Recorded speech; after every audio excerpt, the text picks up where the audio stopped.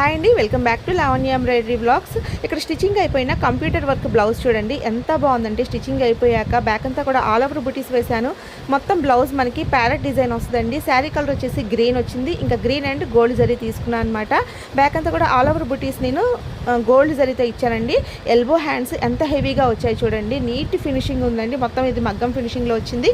అలాగే నేను అక్కడక్కడ మల్టీ కలర్ కుందన్స్ యాడ్ చేస్తే లుక్ అనేది మారిపోయిందండి. అలాగే ఈ డిజైన్స్ యొక్క ప్రైస్ అలాగే వీటి నెంబర్స్ నేను ఒక లాంగ్ వీడియోగా చేసి పెట్టానండి.